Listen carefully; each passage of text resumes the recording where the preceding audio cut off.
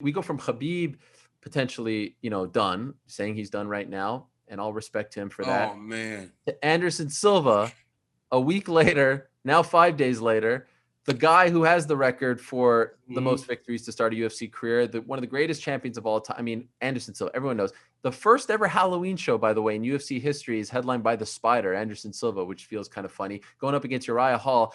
Is this it for Anderson? He said this is it, but then he put some qualifiers there. He says, last fight for me in the UFC. I heard that.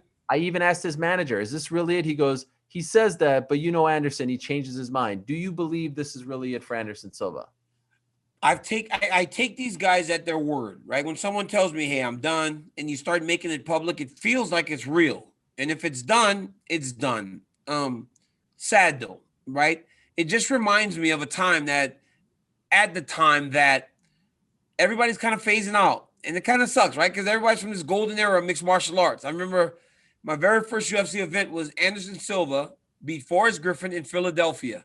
I was there with Cage Fighter with Mike DeSabato. I walked into that arena and I sat there when Ain't No Sunshine by DMX came on, and the place went mad.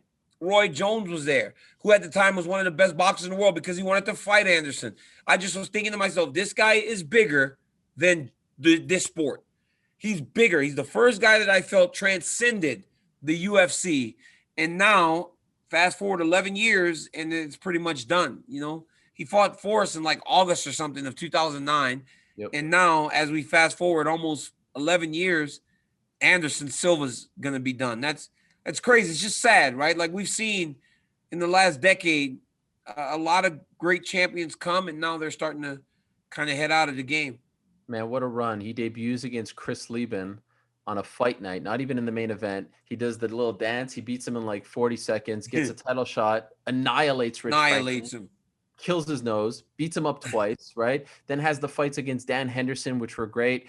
And then you'll recall there was a little period there where the UFC like couldn't stand him. Dana couldn't stand him. Patrick Cote fight, Talis Ladies fight at 97. The Griffin fight was in response to the Talis Ladies fight because everyone was like, all right, we need to have Forrest Griffin. He fights up and fights Forrest Griffin, who's going to bring the fight to him, right? And he just like Demolished him. breaks him. Killed Then Forrest. he responds to that fight with the Demian Maia shenanigans. That And was I've a never bad seen one. Dana White more upset. And then I remember interviewing Dana White that night and being like, are you going to put him in there against Brock Lesnar? Because like we're all like, you need to put him in there against someone who's going to break him. Who do they put him in there against? Our pal Chael P. The American gangster. Hey, And what a scene that was. greatest. Hey, we all have these rivals and we hate these guys.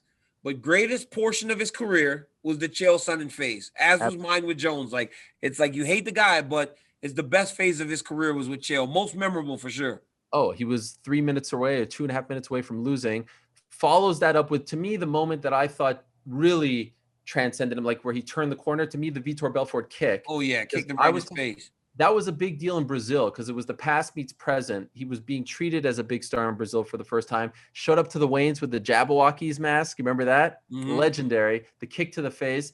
And let's not forget, in the midst of all of this, fought you at UFC 200. Yeah, Remember right that? on 2 days notice. Yes. And I had that. Hey, I had that moment too, Ariel. I had that moment. I stood across the octagon and I go, "That's Anderson Silva."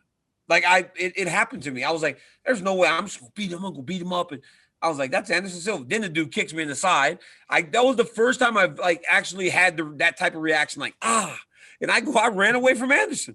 It was like. It was weird. Me and Big Nog were talking about this the other day. He was like, "Yes, Anderson, he kicked with his toes." I was like, I know because it hurt. But man, I know I always say stuff like when you have a bad test, you're eliminated from the. I enjoyed Anderson Silva. I think he's the man. I like him as a person.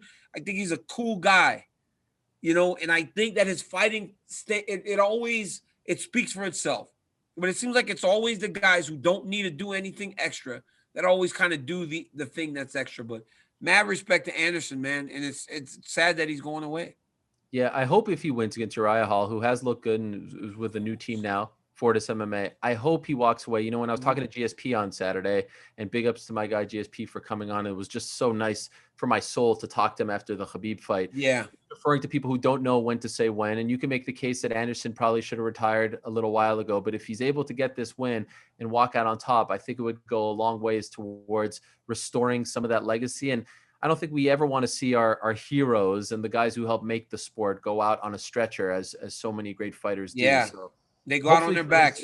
Yeah. Legends generally go out on their backs. And Anderson hasn't had to do that yet. He's lost fights, but we haven't had to see him just get demolished. But how about this one, though? Him and Uriah Hall. Remember, everybody thought, oh, this kid Uriah Hall is going to be the next Anderson Silva. Yeah. I mean, this is poetic justice, right? This is the best thing. Like, it would be like Isaiah Ryder playing in a dunk contest. Remember what they used to call him, the next Jordan or something like that? You mean Harold Miner? Harold Miner. Baby Jordan playing Mike in a one-on-one, or going crazy on, or watching Kobe in the All-Star game just kind of go right at Mike as I was trying to kind of switch hands. It's like those are the type of things that you kind of live for, and I feel like we're in one of those situations right now.